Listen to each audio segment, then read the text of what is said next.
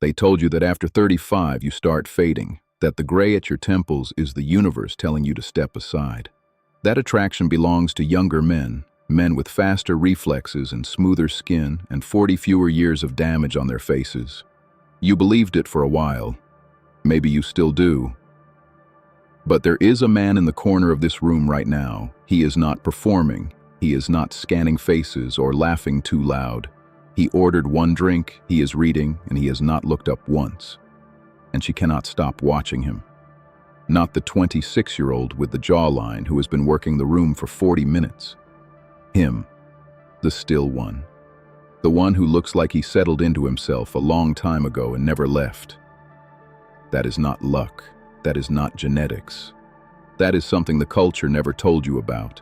Because the culture needs you insecure, needs you buying things and chasing youth and believing the story that your best years are already behind you.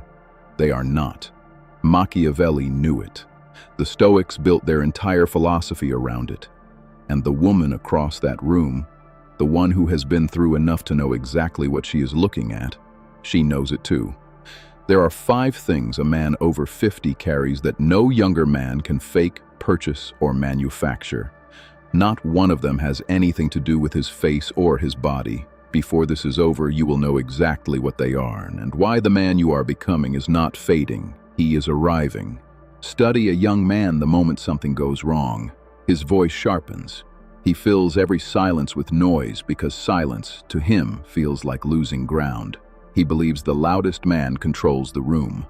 So he reacts. He lets every provocation pull a response out of him like a fish on a hook. Now watch a man who has been through the fire. Someone challenges him. Someone takes a shot. And he does nothing. Not because he missed it, but because his composure is worth more than their satisfaction. He lets it land and says nothing, like a man who has already decided the outcome. His eyes say he has seen worse than this before breakfast. Epictetus, born into slavery, stripped of everything the world calls power, wrote that the man who cannot be rattled cannot be controlled. That is not passivity. That is the highest form of dominance there is. Women register this before they can name it. They have spent their lives navigating men who needed their reaction to feel real. Then they meet a man whose stillness comes not from emptiness, but from depth. Her nervous system reads it immediately. This man has nothing to prove. This man is already home in himself. And that is where everything begins. Some men cannot walk into a room without issuing a full report on their arrival. Name drops within the first 3 minutes. Every conversation steered back toward their own accomplishments. They wear their status like a second skin they cannot take off, because without it, they are not sure what is underneath. Women see through this instantly. What they perceive is a man whose identity was assembled on the outside, which means the outside can take it away. Machiavelli wrote that the fox does not announce the trap, it simply sets it. Real authority does not require a stage. It does not need to clear its throat before speaking. It moves through a room the way pressure moves through water, invisibly, in every direction, without asking permission. The man over 50 who has done the work carries this in his bones. His sense of self was not assembled from other people's opinions. It was forged across decades of building, losing, and rebuilding. That kind of self-possession cannot be performed. It can only be accumulated. When a woman encounters a man whose worth is not contingent on her response, she stops testing. She starts paying attention. Put a woman across from a man in his mid-20s. He is sharp. He has the right opinions and the right stories.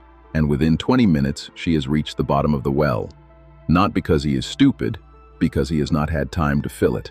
Place that same woman across from a man who has buried a parent and kept moving, who built something from nothing, watched it fall, and built it again without asking permission, who has sat with a friend at 2 a.m. when there was nothing useful to say, and stayed anyway, because staying was the only thing that mattered.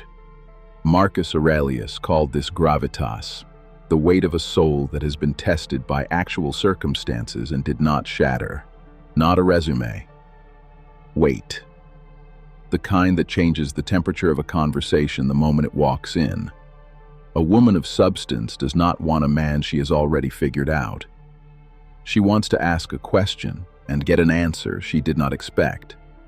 She wants to experience something she has nearly forgotten. What it feels like to be the one adjusting, not the one being adjusted to. That is not available at 25. It is only built by living.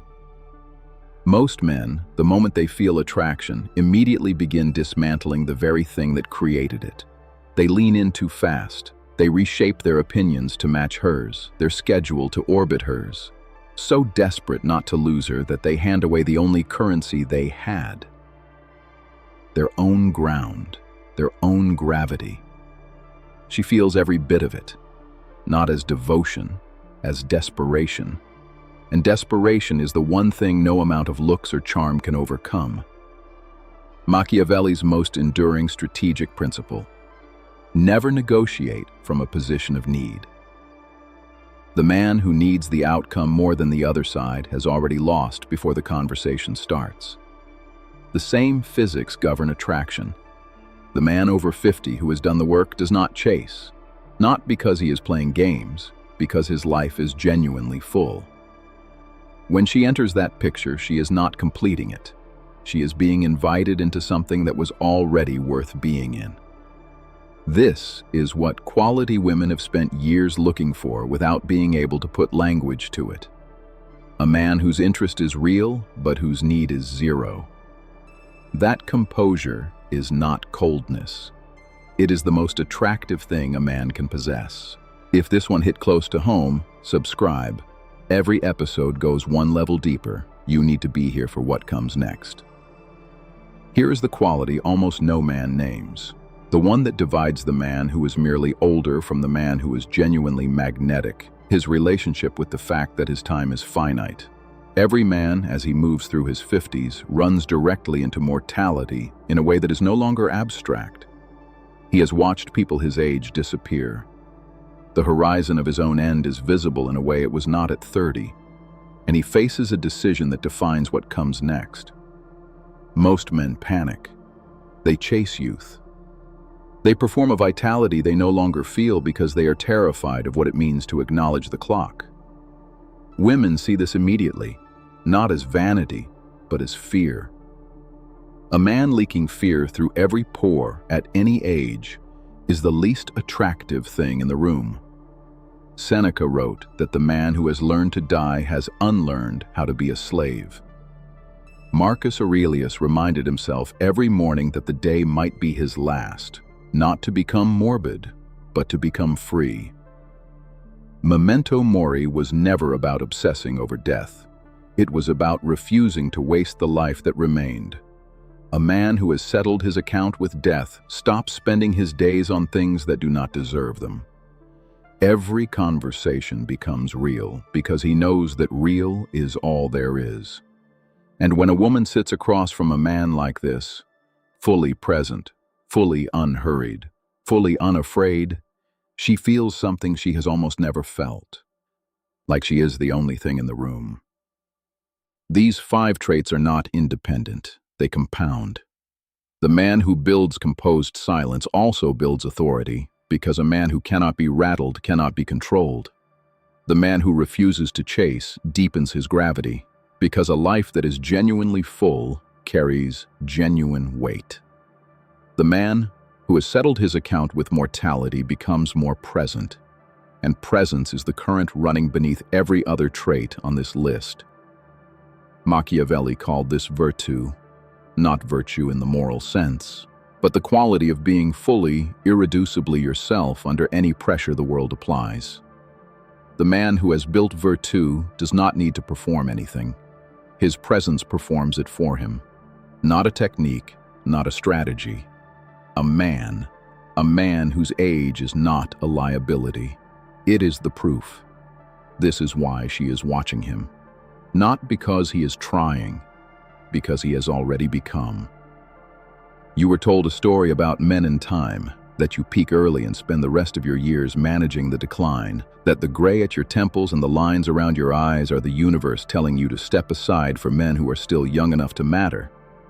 But that story was built by people who needed you to believe it, who profited from your insecurity, because the truth the Stoics always knew, and Machiavelli encoded into every page he wrote, is that a man's most powerful years are not his youngest ones, but his most forged ones.